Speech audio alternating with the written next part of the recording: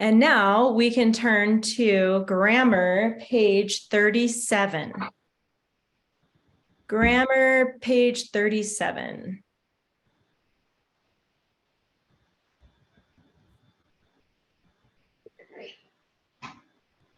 Okay. Zoom in a little bit. There we go. Adjectives. So we've talked about adjectives before. We're going to talk about them a little bit more. But the adjective is a part of speech in English.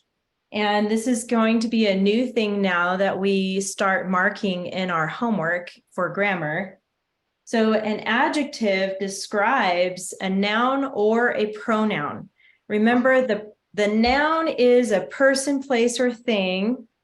And then the pronoun is a word that takes the place of a noun. So if it's a person, it's words like he and she or they or them. If you're talking about a thing, it would be it or them. You can still use that plural pronoun for more than one thing. Okay, so an adjective tells which one, what kind, how many, or whose. And so that's the little test that you do for an adjective. You can ask the questions, which one, what kind, how many, or whose. And remember, you're going to look for either a noun or a pronoun and then ask those questions. So I'm kind of noticing my internet is kind of pausing again. So I have a lot of wind up here. I'm wondering if, I don't know. Sometimes I wonder if wind affects it. I don't know. It's supposed to be like fiber optic underground stuff, but sometimes it still feels like the weather affects it. So if I pause and you miss something, just wave at me or something and I'll repeat it, okay? Yeah, like that. Exactly. Okay, so these are the questions to find out what the adjective is in the sentence. An article adjective, a and the, we know those as articles. It's a special type of adjective that signals that a noun is coming. You can test if a word is an adjective by putting the word between an article and a noun. And here's the little test, the blank pen. So I couldn't say the heater pen, right? I'm just looking at, I have a little heater on the floor in here, but the heater pen, I mean, unless somebody's created that, which I doubt, that doesn't really make sense, right? Or let's say the eraser pen or I'm looking around my room, the keyboard pen, those things don't make sense. But if I describe the pen as a color, I could say the blue pen or the large pen. What do you think, Kylie? You have something to add to that? The small pen. The small pen, there you go. That tells which one or what kind. Yes, and you have one. Very good. Okay, so that's the little test to decide if the word you're looking at is an adjective. If it fits in that sentence, then and it kind of makes sense, then that is usually an indicator that it's an adjective. Here's an example sentence right here. The happy soldiers talked. The adjective usually comes before the word it describes. The adjective happy describes the soldiers. What kind of soldiers? Happy soldiers. Okay, so we know soldiers is a noun because it's people, right? That's a noun. And if you ask what kind of soldiers, you can look back and see the word happy, and that means happy is an adjective. Here we have the dwarf gave his gift to the soldier. Because the possessive pronouns my, your, his, her, its, our, their function as adjectives, you will now mark them as adjectives. The pronoun his replaces dwarfs and functions as an adjective. Whose gift? His gift. Okay, so that just basically means sometimes a word can be a pronoun and act as or function as an adjective. So they kind of can be both. And so what this is telling you is now when you do your homework, when you look for the adjective, sometimes it could actually be a pronoun that's functioning as an adjective. And in that sentence, the noun is gift. And if you ask whose gift, it's his gift. A lot of times it comes right before the noun. Okay, so remember that. Find the nouns and the pronouns in the sentence. That's what you're going to do first. And then once you find a noun or pronoun, ask the adjective questions to identify the adjectives. And they put it in the margin right here for you. So that's a little easier for you to find as you're going through your homework this weekend and you forget maybe what the questions are. You can look back on this page in the margin and there they are. You're going to write ADJ above each adjective. Here's how you're going to mark it. The 3 soldiers used the dwarf's first gift to wish for a fine castle. Their gifts pleased them. And all of these that say ADJ, that stands for adjective. So that's how you mark it in this book, ADJ. So you see the noun soldiers and you ask the question, how many? That's one of your questions over here. How many? 3 soldiers. So 3 is the adjective. And then the dwarf's first gift. Which gift? The first gift, the dwarf's first gift. Here we have castle is the noun. And if you ask what kind of castle, it's a fine castle. Here is gifts again. And one of the questions is whose, right here. So whose gifts? It's their gifts. So that's the little trick, okay? At the bottom, it's talking about quality adjective. A quality adjective dresses up writing because it creates a strong image or feeling. A quality adjective is more specific than a weak adjective. A weak adjective is overused, boring, or vague.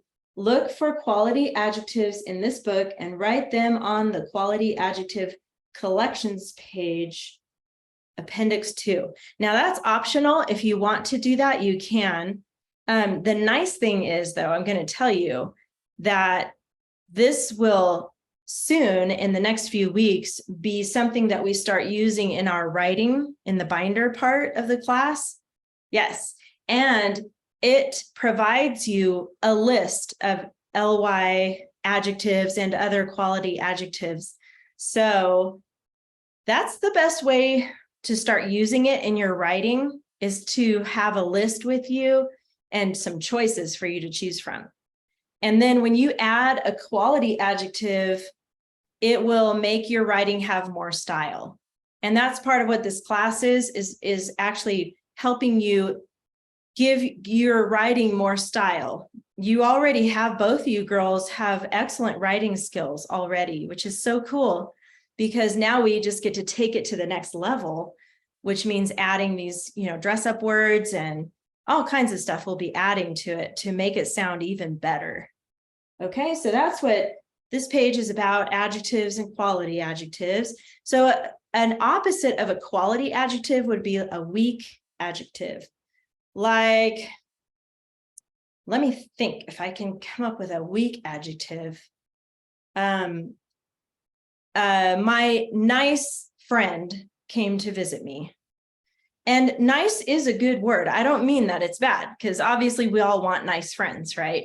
But the word itself, nice, is kind of plain, right? It's a weak adjective. Do you have another idea, Kylie, of what you could say instead of nice? Or did you want to say something else? Best friend. Best friend, good. Best friend, or maybe even like thoughtful friend, or caring friend, adventurous friend. We all have those friends that just, like at my house, they come over here and they want to go down this hill, and I'm just like in the snow, hoping they're not going to crash into a tree or something. I have some adventurous friends. So But those are good words too. Give the reader a little bit more of an image of the friend, right? Instead of just nice friend, it's more descriptive. So that's the difference between a weak adjective and a quality adjective. Okay, so any questions about this page? If you don't, you can shake your head no. Nope. Okay, good. Let's turn to the practice page. Page 39. Would anyone like to read the sentence today? Okay, Kylie, I saw your hand go up real quick. The gardens of rare roses and lawns with soft grass grew around the castle. Nice, good reading. So our vocabulary word today is rare. And that just means, you probably already know, but that just means like uncommon or unusual, like hard to find, right? Rare roses. I'm thinking of maybe like blue roses or, a color that you don't see very often. Okay, so let's go ahead and check vocabulary at the top there. My light is kind of causing a glare, but I just put a check there. And then you know what to do here already. A, and, the. Be careful not to put and because it's an. And let's see. There's one in this sentence. Harmony, do you see one of these words in this sentence? It's an article. The. Good. Yes, right here. So you can put AR on top of that. Since that was so quick, I'm going to have you do the next one too, Harmony, okay? Can you find 5 nouns? So now you're going to look for person, place, or thing. Help me find the nouns. Gardens. Good, yes, that is a noun.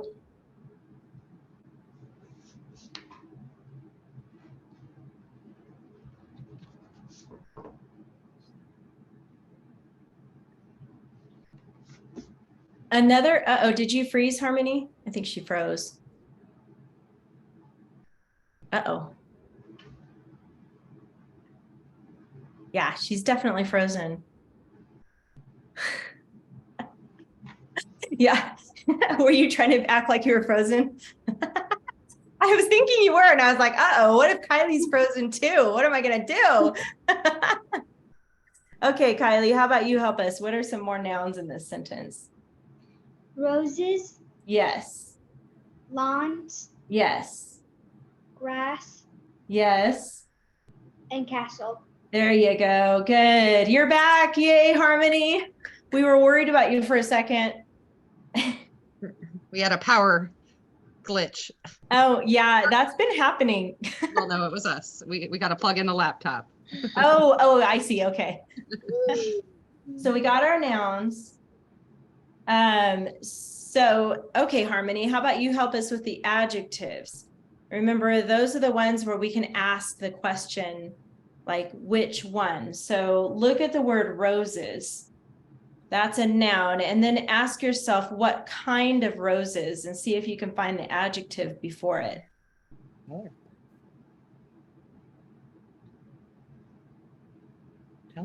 Rare. Yes, good. Okay, so we're going to mark it with ADJ like that. AD. That stands for adjectives. So now, Harmony, look at the word grass and then ask yourself what kind of grass. Look before it and see if you can find the word. ADJ. What is it? Tell her the word. Soft. Soft, very good. ADJ, good, for adjective. And there's just 2 of them, and that was it. Good job. All right, Kylie, what do we need to capitalize here? The garden, Gardens, the G in gardens, yes. And then Kylie, what about the end mark? period. Period, that's easy. All right, girls, you did it. Go ahead and write the sentence down below. Don't forget to make that a capital for the first letter.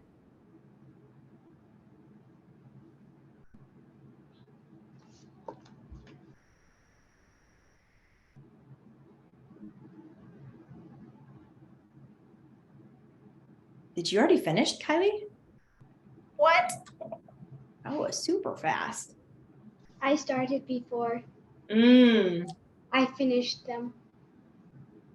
Just make sure you got your capital and your period and all that. Mm-hmm.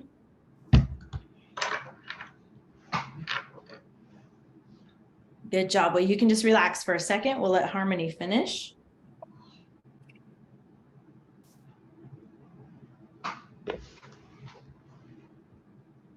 Are you read Mrs. Chris? What does it say? You can call me Mrs. C or Mrs. Cisneros is my name. Mrs. Sonera. Uh-huh. Can you read the Harry Potter books? I have not read the Harry Potter books. I have them, and I started the first one, and I'm still reading. Do you But like it? it's really good. I'm on chapter 4. Wow, awesome. So you like it so far? Yeah, in chapter 2, The Vanishing Glass. Have you seen the movies? I've seen the first movie. Is that the one you're reading is the first book? Yeah. Okay. You remember the part with the vanishing glass? Yes, I do. Well, they made it so that Harry Potter got 2 ice creams. Oh, Because the ice cream before his parents could take him away from the ice cream thing. The ice cream girl asked him if he would like ice cream, and he got a lemon pop. Well, Dudley and his friend got chocolate, yeah. and then once they were at the restaurant for lunch, Dudley complained that his ice cream was too small, so his dad gave it to Harry, and Dudley got a bigger one. Oh, that part's not in the movie then, huh? No. It's different. Oh, that's kind of fun though. So the book makes it interesting, I'm sure, because you don't know all the parts, huh? That's cool. The next thing, Mrs. C, Uh-huh. the next thing we're doing is the fox and the stork, a butte to Aesop. Yes. But before we get into that, let's talk about your homework because both of you, I haven't had a chance to read them yet, but I saw that you turned them in and you were working on the bald man and the fly. Yes. And so I just wanted to know if either one of you or maybe even both of you want to read your paragraph to us. Would you like to do that? Yeah. Okay. So Kylie wants to. Do you want to also, Harmony, or do you want to just listen to Kylie's? Oh, good. Thumbs up. Okay. So we'll start with Kylie. And go ahead. I added another ly adverb. Good, but you only need to underline one. Is that what you did? You don't have to underline both. Okay, perfect. So don't tell us what it is though. I want to see if Harmony can listen for it. So when you read your paragraph, Harmony, I want you to listen for the ly word, okay? So you have to listen really close and then we'll see if you catch it. Okay, Kylie, whenever you're ready. On a hot summer day, a tired man sat down and took off his hat. There was a fly that annoyingly buzzed around his head. "Get away, fly," mumbled the man. When he tried to quickly smack the fly away, he only hit himself. Every time he slapped himself, it stung, but he slapped again and again. Every time he failed, he got more frustrated and angry. Finally, he understood his mistake. We only hurt ourselves when we're angry. Nice. Very good, Kylie. I actually heard 3 ly words. Did you hear him, Harmony?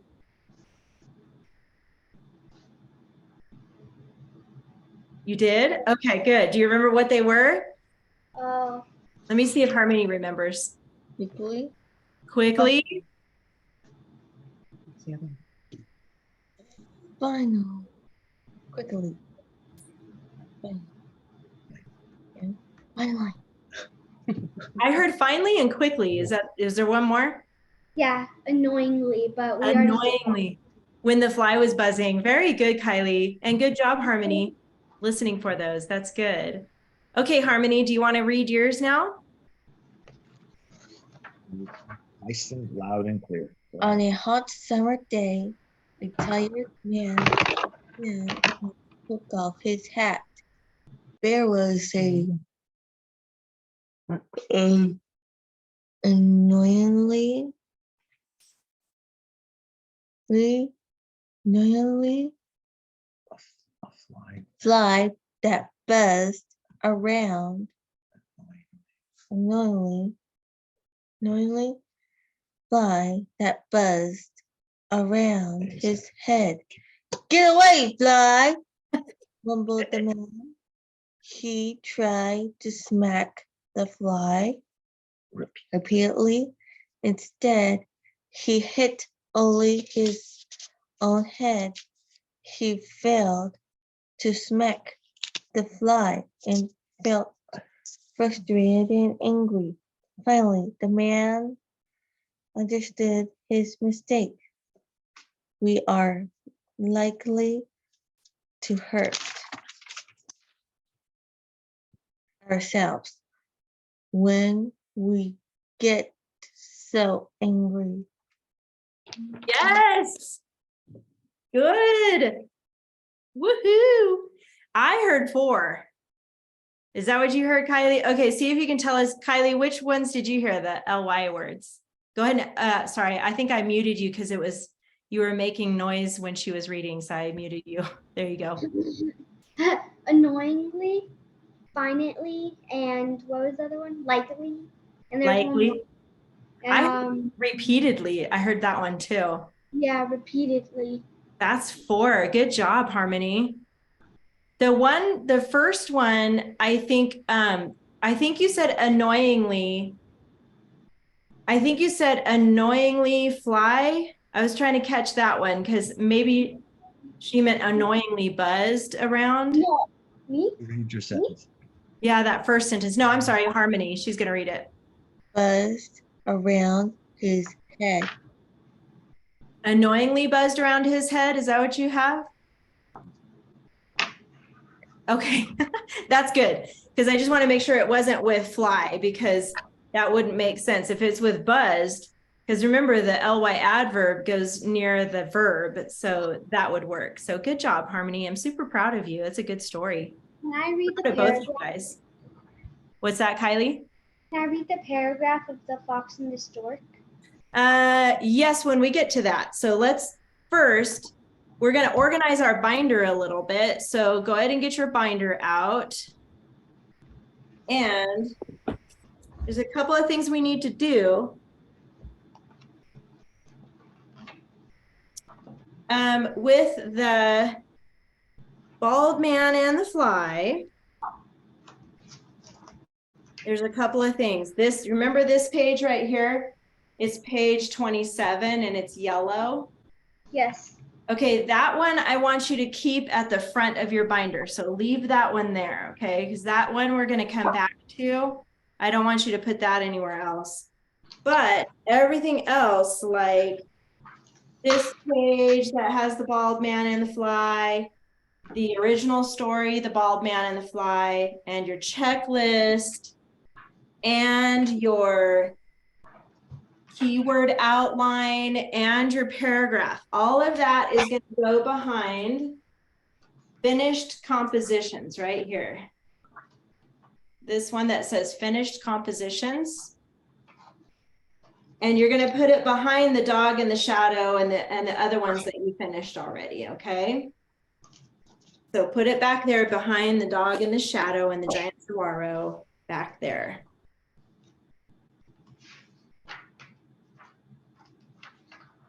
There was another page that we took notes on that says how to make a title. If you still have that one, that can stay in the front too, because we'll need to remember to look back on that too. Okay. Once you put those things away, I want you to close your rings. Don't forget that part because it's a disaster. Trust me, if you forget that. So try to always remember to close your rings. And then you're going to go to back to the front here. And then behind source text, this tab right here, it says source texts. That's where you're going to get out the next part that we're going to work on. So it's page 31. It looks like this, the fox and the stork. And then I need you to get 33, which looks like this. It's called Letter to the Editor. We're going to talk about that in a minute too. And the fox and the stork. And this one that says the composition checklist. So you have 4 pages to get out. It's pages 31 through 37. 4 pages. So when you got those out, make sure you close those rings up and then give me a thumbs up so I know you got it. Oh, good. Harmony's ready. She's on it. Good job, Harmony. Okay.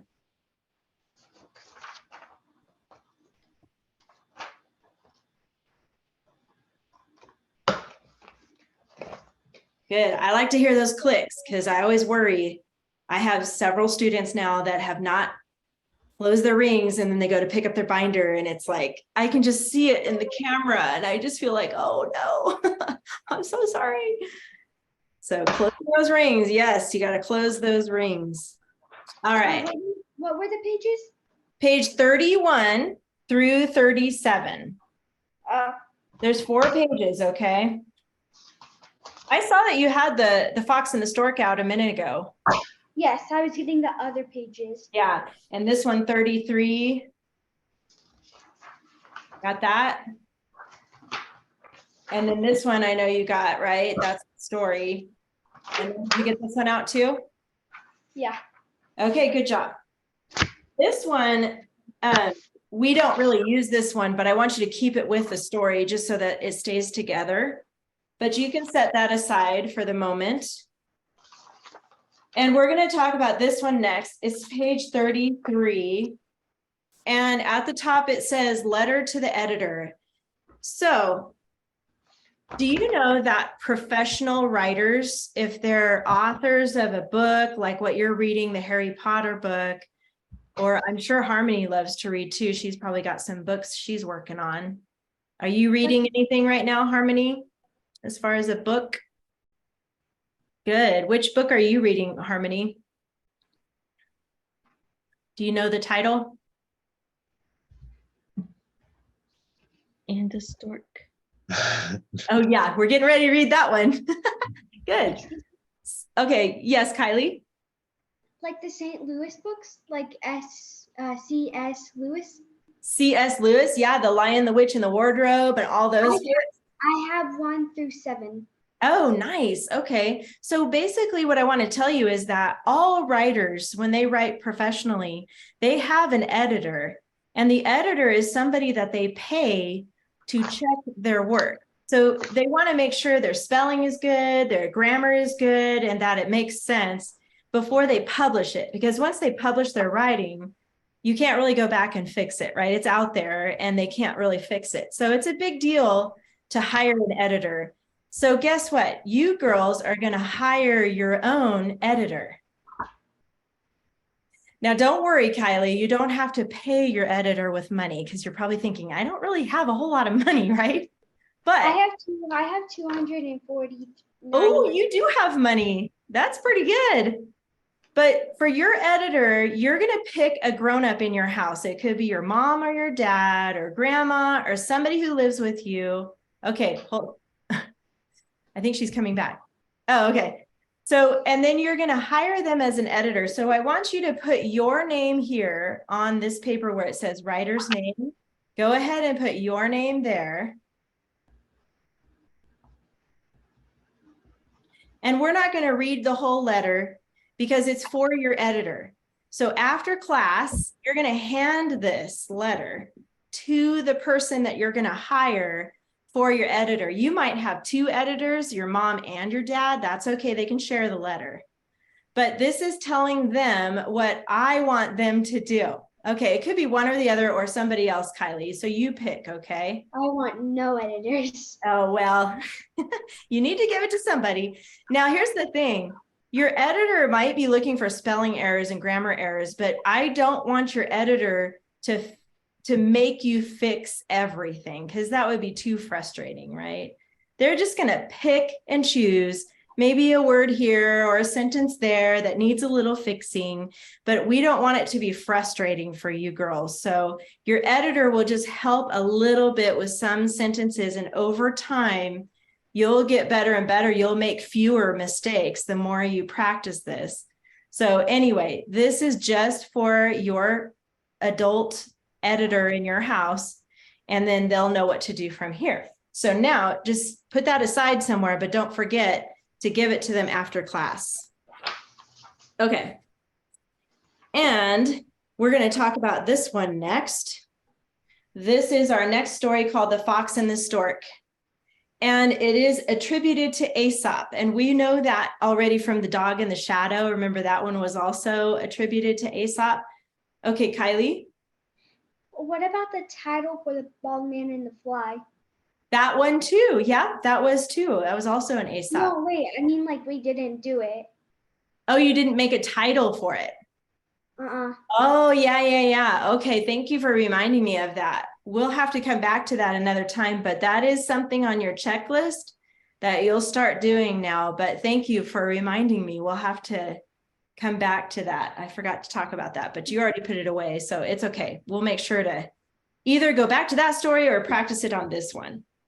Okay, so Aesop's fables are short stories that usually have animals that act like humans, right? Like you probably heard of the tortoise and the hare, and they're in a big race, you know? But these stories have a lesson that we can learn, just like the ones the Bald Man and the Fly and the Dog in the Shadow. We can learn a lesson from this one too.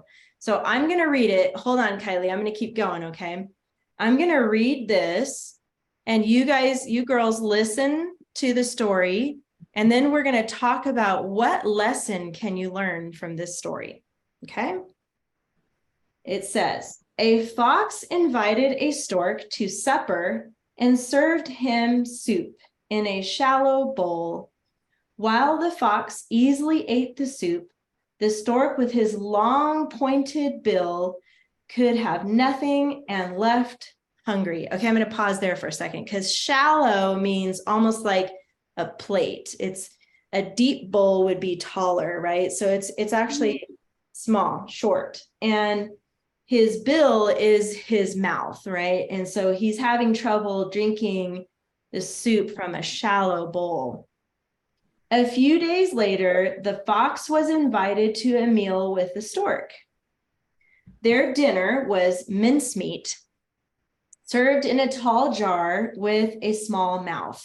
So mincemeat is just kind of a type of meat, type of soup with meat in it.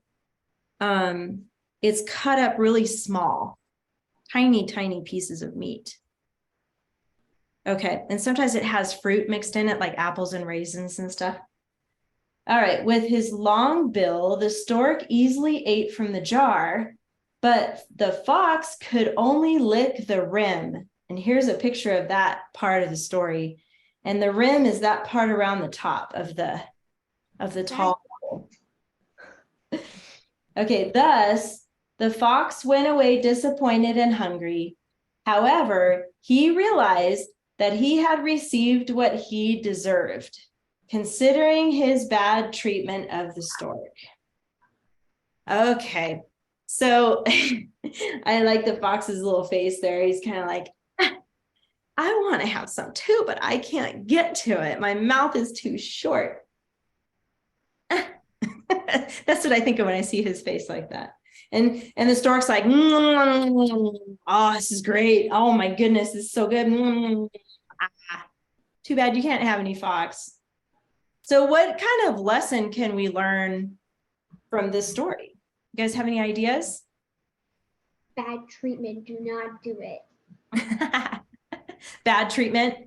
A lot of times it comes back to you, right? Mm-hmm. So have you ever heard of the saying, it's actually the golden rule. Treat others the way you want to be treated. Have you heard of that golden rule before? It Kylie? reminds me of Golden Hills. That's Oh. where I used to go to school. Did they talk about the golden rule at Golden Hills? Yeah, I think. And we also Okay. did pledge allegiance to the flag. I just hated Christmas there. Oh, okay. Well, for this though, that is a good lesson to learn is treat others the way that you want to be treated, because the fox was kind of playing a trick, and that's kind of a characteristic of a fox character, is that they're sly and maybe a little tricky, and he was being tricky, and so then the stork tricked him back. So that's the little lesson we can learn from it. Treat others the way that you want to be treated. Okay, so now we're going to make a keyword outline. You girls are getting so good at doing that. So I have a feeling this is going to be pretty easy. So now get out a clean, fresh piece of lined paper like that. And you know what to do. Go ahead and put your name here like you always do at the top on the left. And then today is February 28th, 2023. We're already, tomorrow's going to be March already. That's crazy to me. That's my mom's birthday. Yay, that's cool. I think. Well, I bet you'll find out.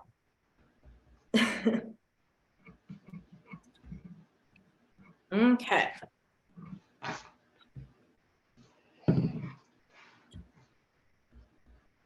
Now go ahead and skip a line, and then you're going to write the title right here, The Fox and the Stork. And I want you to notice something as you're copying that down. Do you see that the word and the are not capitalized, but here this word the is, fox is, and stork is? Mrs. C. Uh-huh. It's because stork and fox and the is the key words. Yes, you got it. And the is just the starting.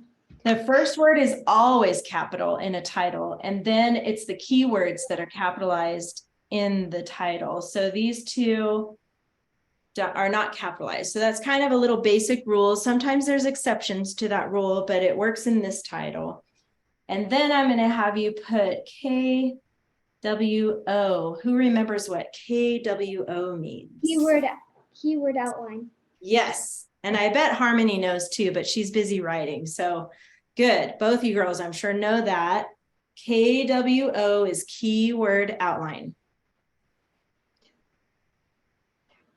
Okay.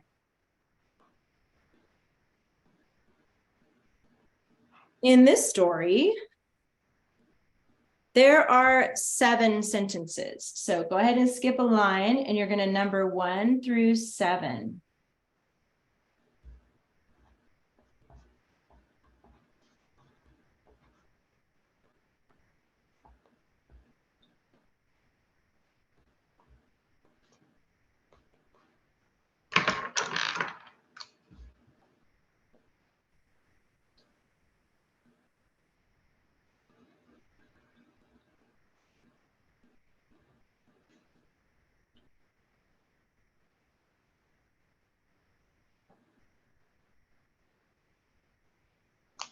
Like this. Yes, perfect. Good. Harmony, I see that thumbs up. Good job. All right, now I want you to do one more thing before we actually get started. I want you to circle the F in fox and the S in stork. Go ahead and circle those 2 letters, F for fox and S for stork. Kylie? Are those going to be abbreviations? It's going to be kind of like a symbol. Yeah, that's what I was thinking. So instead of using fox and wasting a word, because you only get 3 words, you can do an F with a circle anytime you're talking about the fox, and then an S with a circle anytime you're talking about the stork. So it's just a little trick for you to think of if you have a story like this where you have characters that you're trying to keep track of. Okay, so let's look at the first sentence. I'm going to put my story right here. The first sentence, I'll do that one with you, and then I'll have you each take a turn. A fox invited a stork to supper and served him soup in a shallow bowl. So already right away, both characters are mentioned. So this is when it's going to be nice to have a little symbol to remind us who we're talking about. Okay, so I'm thinking in this sentence, the key words, I think invited is important because he invited him to his house or his place, wherever he lives in the forest or wherever he is. So invited is important. So I want to make sure I understand that the fox invited the stork. So I'm going to start with the F for fox. And then I'm going to put invited. And then I'm going to put S for stork. That'll help me a lot. Okay, a fox invited the stork first.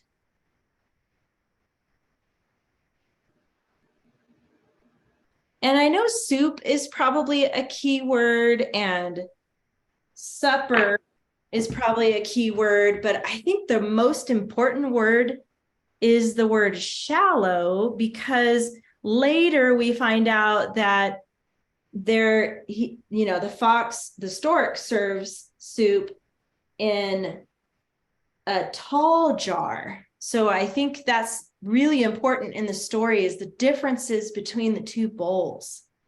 And that's why they get tricked, right? So I'm thinking I do want shallow, but I can decide between supper and soup because they kind of are about the same as far as, they're both key words and they both mean about the same thing. So Harmony, what do you think? Should we pick supper or soup for our next keyword? Which one do you think, Harmony? That one. Say supper. Supper. Supper. Okay, that's a good one. Excuse me? Yes, go ahead, Kylie. I was gonna say soup because then you know what the dinner was. So then Yeah. you can put that in there. You could. So you could write soup if you like that one better. It's okay. Either way, that's fine. And then I do like that word shallow. So I am going to put shallow. I put a design of a bowl. You drew a little picture of a bowl. Yeah. We still have an extra word, so you could, yeah. Oh, for soup, you mean? No, for bowl. For Oh, for shallow bowl. Because then you don't know what you're talking about. For shallow what? Ah, all right, then let's do that. I wonder how you can see if I can draw a bowl, kind of like this.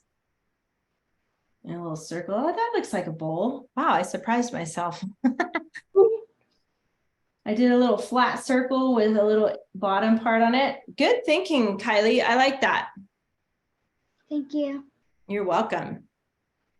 All right, so we have fox invited stork to supper, and then we know it's a shallow bowl, and I bet we can remember that it's soup. When you go to write the story, I bet you'll remember that part. Okay, we're going to go on to the second sentence, starts right here with the word while. I'm going to have Kylie go next. So go ahead and read that sentence first. A few days later, the fox. Oh, hold on. Wait. You went too far. Right here where it says while. Oh, yeah. Well, while the fox easily ate the soup, the stork with its long pointed bill could have nothing and left hungry. Okay, what do you think? How are we going to make this outline here? Easily? F easily? Yes. F easily. Good thinking. Let's do that. F easily. Okay.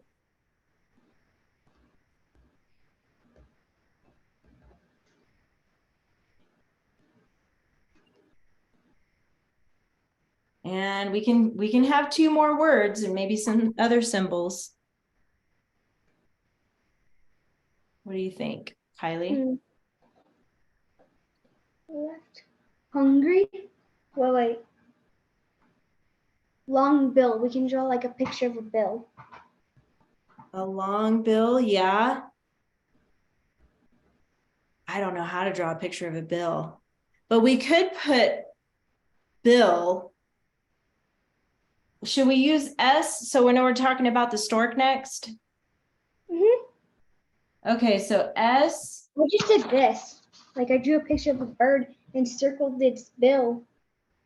Wow, you're a good artist. I don't know if I know how to do that. I think I'm going to use the word bill. And maybe I just draw like a long line. I don't know. Harmony, if you can think of a better way to remind yourself that it's long, go for it. I'm just going to draw a long line. His bill is long. And when you go to write it, you probably want to put long first. So the stork's long bill, I drew it after, but you can rearrange the words when you do the writing part. That's okay. Okay, so we got one more word we can use, Kylie. What do you think? Hungry. Hungry? I don't know. I'm hungry. So the fox ate easily, but the stork with the long bill was hungry. I don't know. I'm wondering about the word nothing. Because that tells us he couldn't eat it, right? What do you think? What if we just abbreviate it like NO, circle that, and it's nothing hungry. Okay.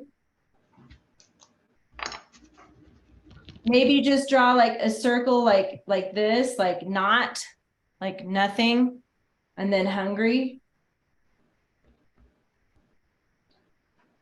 It's pretty creative. So now we have the fox easily, we know the fox easily ate the supper, the soup, but the stork with his long bill couldn't eat it and he was hungry. I think that'll work. Good thinking, Kylie. Thank you. You're welcome. Okay, Harmony, your turn. So read the sentence first right here, Harmony, where it says a few days later.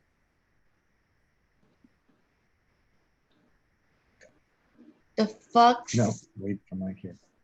A. a few days later, the fox was invited to a meal with the stork. Good, nice reading. Okay, now Harmony, you can help us come up with what we're going to put for number 3. What are the key words you think we should put for number 3?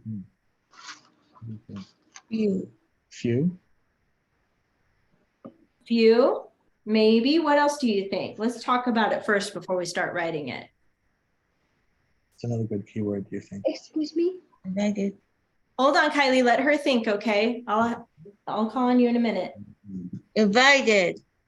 Oh yeah, I like that one. I like invited. That's a good one. What else do you? Just real quick. Yeah. Hold on, Kylie. Let Harmony think, please. A meal. Meal. So invited and meal. That's a good one. Stork. Okay. So I wonder if we could use the symbols right here. What if we did? Yeah, I like that. How about we start with the fox? What did the fox do, Harmony? The fox. Fox. Oh, fox was invited. Wait a second. Let me think about this. Fox was invited to a meal with the stork. Okay. I wonder if we should use was invited. What do you think, Harmony? Was invited? Because otherwise it might be confusing. We might think that the fox invited the stork again. Wasn't.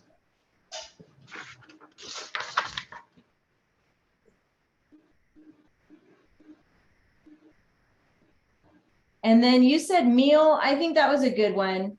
Was invited, meal. With who? Fox was invited to a meal with who? Stork. Stork. Yes, good, Harmony. Stork. So we'll put S next here. So that'll help us remember. The fox was invited to a meal with the stork. And if you wanted to use a few days later, because I know you mentioned that, Harmony, when you go to write your story, you can peek back on that and remember it was a few days later. That's okay. Good, though. You did really good. So that's kind of, remember, that's how we do it. We look at the whole sentence and think about it before you just start writing words down, because you might find a better word later in the sentence that you want to help remember what they're talking about. So make sure you don't just pick the first few words that you see. You got to look at the whole sentence. Okay, Kylie, you wanted to say something earlier. What did you want to say? I was just going to say that we could put S invited F.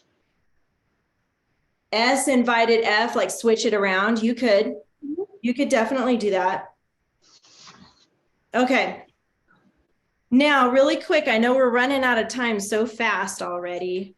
What I want to do is I'm going to leave this for you to finish for your homework. Okay. You're going to do 4, 5, 6, 7 by yourself for your homework, and then finish this keyword outline here. That's all you have to do. You don't have to start writing yet. So I'm going to have you get out one more piece of paper. We're going to write down a couple more things. So get out a clean piece of lined paper, and I'm going to kind of go a little fast. Sometimes that we just have so much fun that I don't get Time to. goes by. It does. It flies by. Put your name here.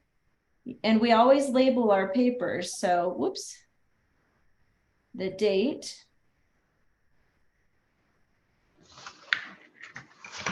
And we're going to call this one LY adverbs. And I know we did one for the bald man and the fly. This one's going to be for this story, because you're going to start thinking ahead as you're getting ready to write this paragraph about some good LY words that you can use. So what about as the fox somethingly invited the stork for dinner? So what is a LY word you could use there? Like the fox somethingly invited the stork to dinner.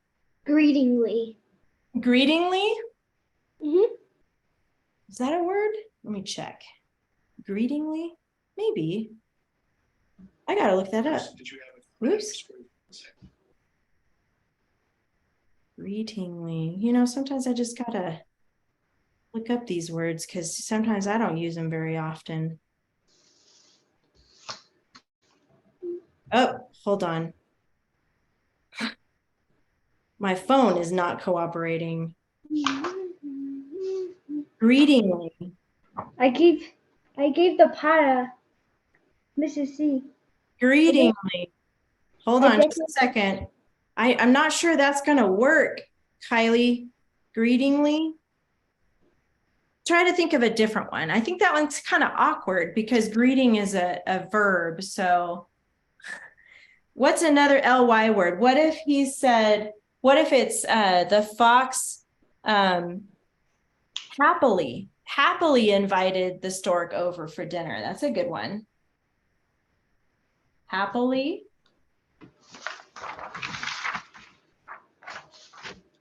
How about kindly?